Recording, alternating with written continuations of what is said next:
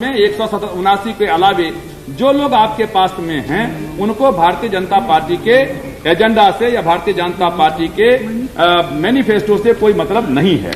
तो ये जो 100 लोग आपके पास में गए हैं और जिसके आधार पर आपने बहुमत हासिल किया है, तो क्या आप ये कहना चाहते हैं कि ये मथुरा का मामला है या काशी का मामला है या 370 धारा है कश्मीर का, या मान लेते हैं कि ये कॉमन सिविल कोड का मामला है या राम जन्मभूमि का मामला है?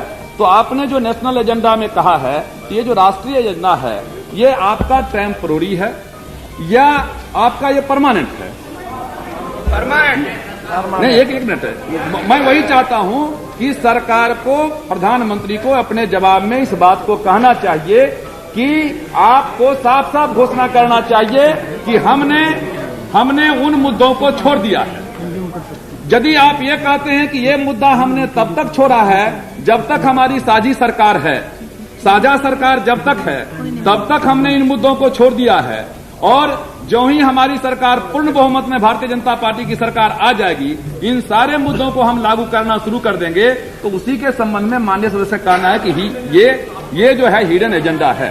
तो मैं चाहूंगा कि प्रधानमंत्री जी जब अपने जवाब में दें तो इस जवाब में बतलाने का काम करें कि इस मुद्दे को आपने सदा के लिए छोड़ दिया है या इन मुद्दों को तब तक के लिए छोड़ा है जब तक कि आपकी सरकार जो है अपने बलबूते पर पूर्ण बहुमत में नहीं आ जाती है, या तोड़ जोड़ करके जनता पार्टी में, भारतीय जनता पार्टी में आप मिला करके अपनी सरकार जो है नहीं बना लेते हैं।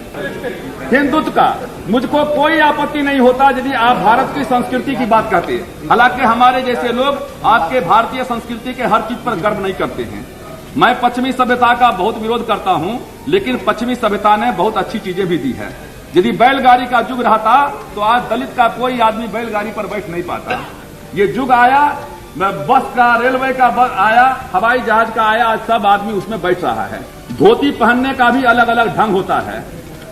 पगड़ी बांधने का भी राजस्थान में, पगड़ी बांधने से आप पहचान सकते हैं कि एक ठाकुर साहब का पगड़ी है, ये दलित का पगड़ी है, ये पंडित जी का पगड़ी है, अलग अलग है। तो कपड़ा, ये पेंट और फुल पेंट और शर्ट है जिसमें कोई जात का जल्दी पता नहीं चलता है। नहीं तो गांव में जात पात का पता पहनावा ओढ़ावा घर से भी लग जाता था। तो इसलिए, लेकिन आप संस्कृति की बात करते हैं, लेकिन सबसे आश्चर्य की बात है कि उस संस्कृति के साथ में आप हिंदुत्व को जोड़ देते हैं। मुझको आज तक नहीं मालूम है कि ये हिंदुत्व का शब्द का, यहाँ पाटिल साहब बैठे हुए हैं, हिंदुत्व का शब्द हिंदू से निकला होगा। और मैं रामायण पढ़ा हूँ, गीता पढ़ा हूँ, महाभारत पढ़ा हूँ, वेद पढ़ा हूँ, पुराण उपनिषद सब, कहीं भी हिंदू शब्द का इस्तेमाल नहीं है। नहीं, हिंदुस्तान शब्द भी देखिए, प्लीज पार्लियामेंट्री, हिंदुस्तान का शब्द भी तभी बना है जब हिंदू शब्द आया है। इसके पहले आर्यावर्त था। हिंदुत्व को भारतीय संस्कृति से जोड़ने का काम मत कीजिए। हिंदू शब्द, सुनिए, हिंदू शब्द सिंधु से हिंदू शब्द बना है।